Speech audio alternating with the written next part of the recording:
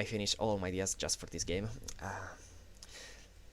I'm pretty sure. Oh, was supposed to be a seamless transition to the beginning of the level. Yeah, I'm pretty sure I want to be a game designer for the third year. At least try to focus myself on my module about game design. Yeah, I'm not a big programmer. I mean, I enjoy a lot creating words, stories, games. You know, it's fun experience for everyone. I don't know. I had so much fun by making this game. Also, making the cinematics something that I kind of love.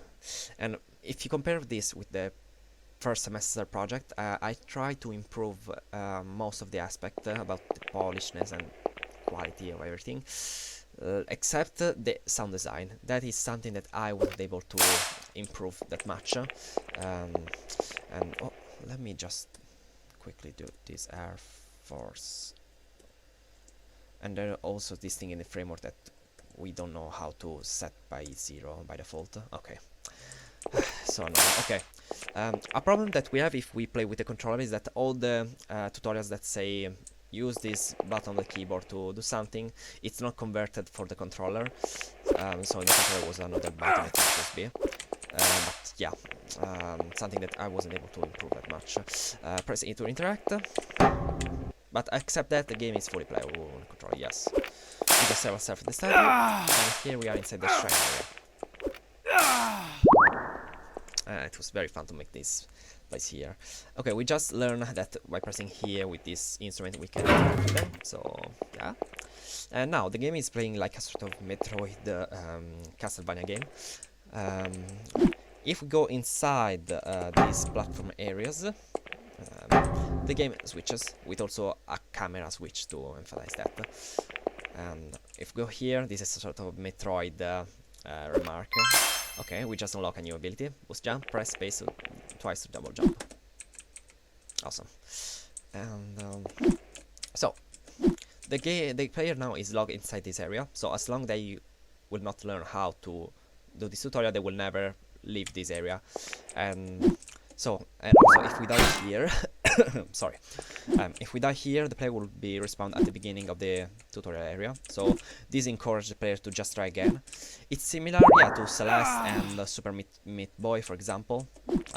Those games where you die a lot, but yeah, you are encouraged to just retry immediately.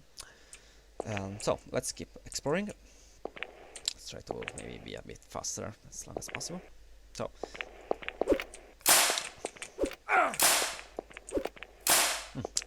If we go here, there is another platform area. Maybe the player will eventually try to do it, but they will never be able to do it because there is an enemy missing.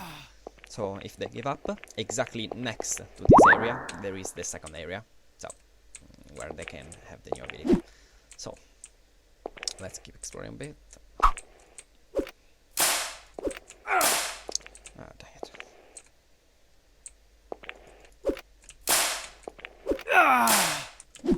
Yeah, something that I wasn't able to improve that much for this framework was the combat system, which is the same by default. Also the enemies, their movement, etc. I wasn't able to tweak them due to the focus on the platform mechanics that created a lot of challenges during the development.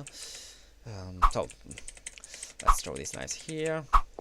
Let's get this guy. Die. Okay. New ability, dash unlocked, press shift. Okay, we just learned how this thing works. And also, by the way, I'm not sure if you noticed, every time we jump with the boost jump or the shift, the character changes the skin as a sort of more feedback to the player. And here we go inside this other platform area. The blue cubes reveal your dash.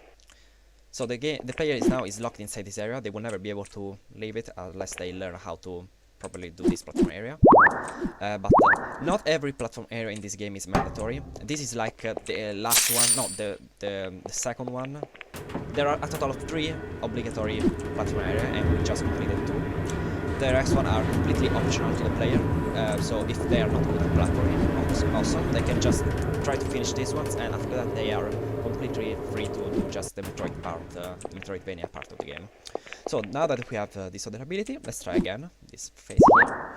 And yes, we can do movement that we weren't able to do that before. I just put the sequence.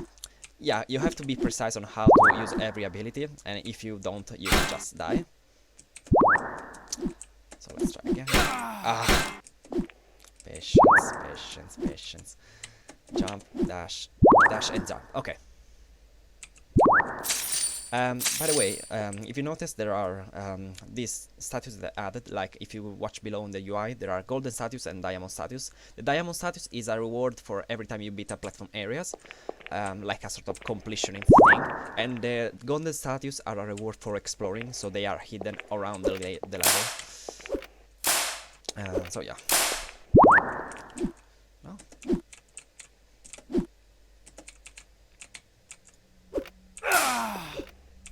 And once a player unlocks new abilities, for them it becomes much easier to both fight and explore the game. The traversal in this game, thanks to the abilities, will become much more faster than before. Okay, press lever. Okay, we just opened doors. This sort of puzzle, we can say. Okay, now these two are open. Now if we do, for example, this one, what happened? Yeah, we did it. Okay. Another reward.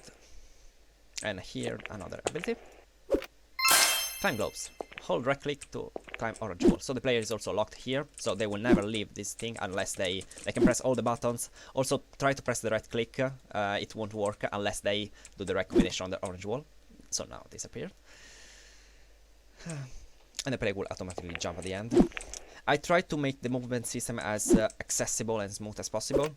So it's not perfect, but yeah, I try to make the player experience as enjoyable as possible. Oh, by the way, here's a new knife that I didn't show you. Yeah, this is one of the few changes that I made for the combat system.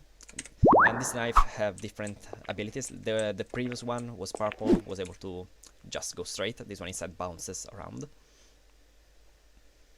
So let's try to... Oh. Okay.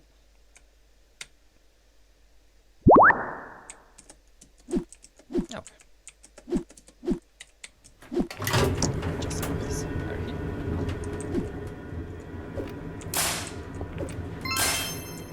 Just level up. And so if we go here, there is this enemy part that we haven't done before. Here there is a merchant that now we won't interact to. We will do it later. But it's placed in the middle of the map, so the players may find it earlier. So, for example, if we go here, just to show you how the level is made, if we go here, we get back to the shiny area, if you can see. So, we just went below, okay, but if we, for example, went on this side, yeah, we will find out this. Also here, there is this climbing wall here. So, initially, the player, without the climbing, will never be able to do this shortcut, exactly like in Metroidvania game. So by learning new abilities we will be able to find new shortcuts. Okay, let's keep exploring.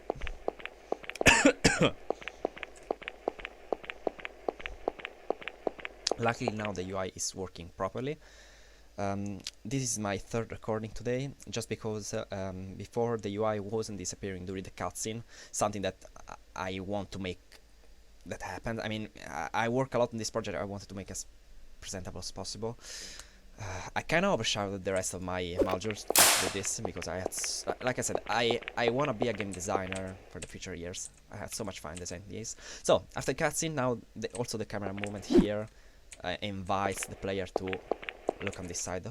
So we will try just to jump, and yeah, we did it. And we wasn't able to overcome that. Okay, so if we press this, for the first time in the game, never happened before, you will need the gold key to open this door here. Okay. Oh, we found here this golden statue. Awesome. And so, the player will likely think, okay, I need to go back and try to explore. So they will try to do this, but yeah, this is a sort of script sequence. So the player will fall here, and will be in this very dark and hidden cave. And you just reach the bottom. There is only one direction now. Yeah, this is sort of the story that I wanted to try make. This is very interpretable. I wasn't able to write a proper script, but the game is called Light Finder. The character wants to find the light, and right now he is in the darkest place of the game. Okay, after a fall that represents the fall in their hero journey. So it's very forced, we could say. It's for interpretation, you know. But yeah, I'll try to read it best. There is another cutscene here. By the way, this area here is optional. Also, this last ability that we can see on the right is completely optional. We could have just skipped this and go to the left side. It's up to the player. Here is our boss fight. And let's use this new weapon, by the way. Oh, this bad coughing.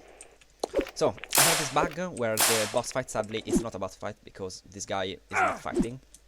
I had the same problem with the first framework of the first year, and like I said, since I focused myself on the platform abilities, etc., I wasn't able to dig too much on this, sadly.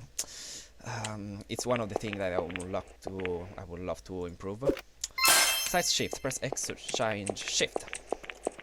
Last ability, and this ability, like I said, is optional. I mean, the player doesn't have to find this last one. The game is beatable with just the 3 first abilities.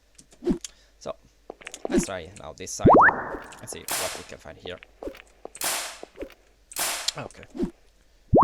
Golden key collected. Get back to the doors cliff. Okay, so there is also an indication for the accessibility reason. Here, this is weird teleport. So let's press here, and the player is right now in the shrine area again. Okay, here. And here we are again in the shiny area that, like I said, it's like the middle hub, we could say. And here you can see, for example, a kind of a wall. If we went in this area earlier, we wouldn't be able to reach this area, just because, yeah, the height is too high to let the player reach the thing. I'm not sure why, now in the gameplay, if you saw it, the player was able to just go a bit higher. I'm not sure why it's happening. It was supposed to maybe a bit lower, but still we are not able to climb it, so it's fine. It's absolutely fine. I was afraid that no, absolutely not. We are not able to. Okay, but if we have the climbing ability, for example. Oh. Okay. Like I said, I try to make this spin as smooth as possible, but there are still this tiny problem. Okay, let's do this optional platform area. Yay! We did it the first time, duh. Got diamond study collected, and we press here, we can respawn here. So we can keep exploring, and you know what? Let's just do this final platform area and rush to the end. That is, this gameplay is already too long. I just died. Great. Let's try again. Now we will do it by being smaller. Yes, this area was designed to do it while you were smaller. Also, by the way, you are not allowed to enter inside this place as long as you don't have the ability of the size shift. So also there's another note that I need. 2000 gold. Awesome. Yeah. Complete this area. And we get another diamond studies. We are 4 out of 6. I don't think we will do the last one. Since the game is too long. And also here, for example, there are these hidden statues here that we can finally find. Without the shift, for example, we wouldn't be able to go here. Even if we crawl, for example, if we crawl, it's too low. We can't reach it. And also, I made it backproof, so we can't side shift while inside this. Yeah, I kinda asked the teacher that is going to review this to find actual bugs about the level design, just for personal training, because I kinda watch all the possible variables, and I'm confident that you will never be able to find something that will likely break the order of how I stabilize everything. But if the teacher is able to find it, I don't know, it has my respect to, and how the hell they did it, because I try to be as careful as possible. Okay, so let's rush to the end.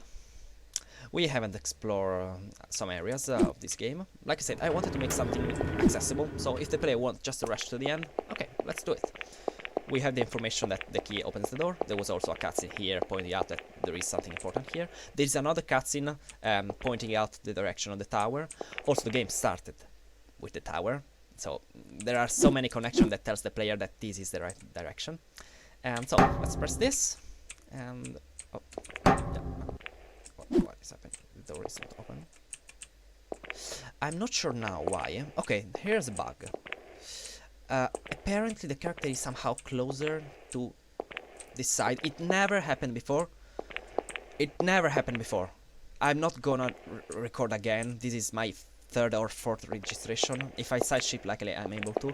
But with all the tests, I guarantee it never happened. So I'm extremely sorry this thing is present. Okay, let's just skip to the end. And now the UI is not disappearing for some reasons. Another bug that's for some reasons. Total time 15 minutes, awesome.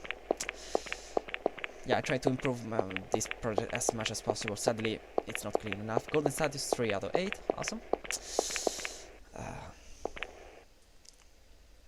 Diamond status 4 out of 6.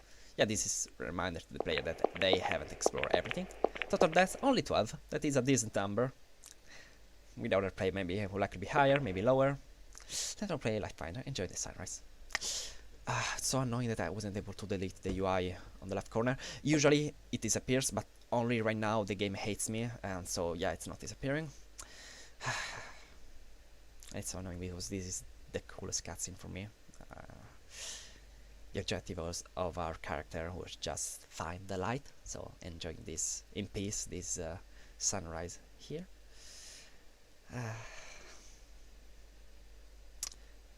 It's a very cute story moment, very simple, at least for I think it's cute, and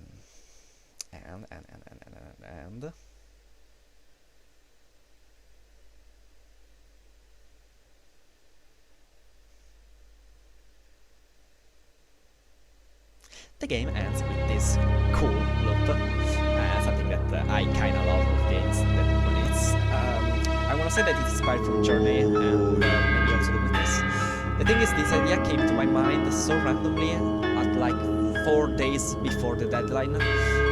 Sometimes this is how I make games. I mean, I just have fun while making them, okay? And if I have an idea that I think it's worth it, I will make changes even to the last moment. And if the changes is an improvement, I'm more happy to do that, okay? From now on, it's just gonna be a quick analysis of the framework. If you want, you can just close the video. Thanks for watching. And here, for the people that are still here, you can see a bit around the game. So where do I want to start? For example, here, the shine area. There is this tinted glass that was an inspiration from the game Castlevania Symphony of the Night. And if you can see here, there are some custom light here that moves, that create the effect of the light passing through the image. And here you can see the others, yeah. And yeah, it's very cute, this area. Here there are the rail system. Let's play Simulate just to show you. And this is a roller coaster. Why I did this? Because roller coasters are fun. That's why they have to be in games, very simply. No, it's not. I mean, yeah, there were several reasons. Also because they are fun, yeah, and entertaining to watch.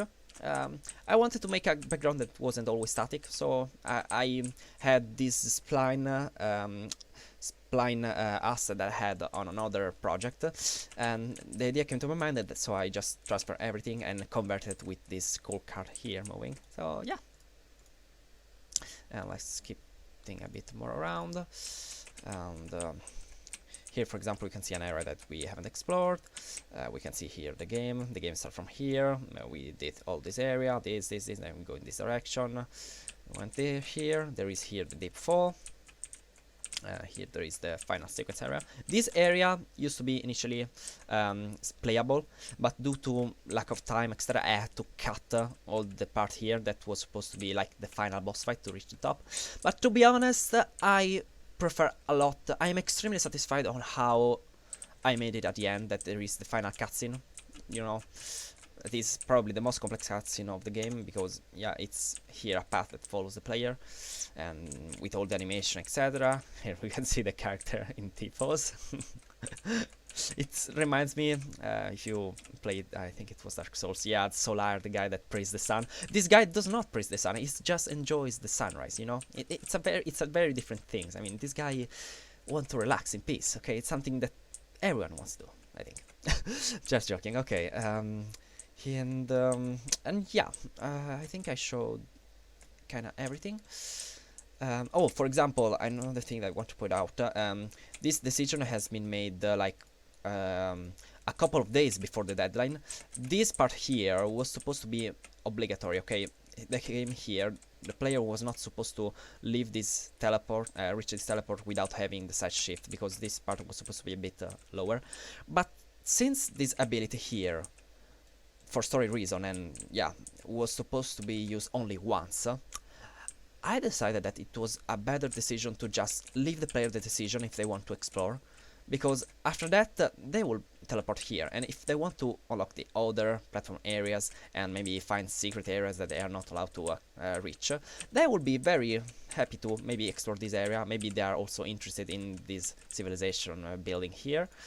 But if they don't want to, they are more than welcome to just rush to the end. Okay, I didn't want to make a game tedious where I had to give a bunch of things to do. Okay, like that's also why of my 6 total platform areas, only 3 are obligatory, and they all are the easiest ones. So this one, and this one. The rest are completely optional.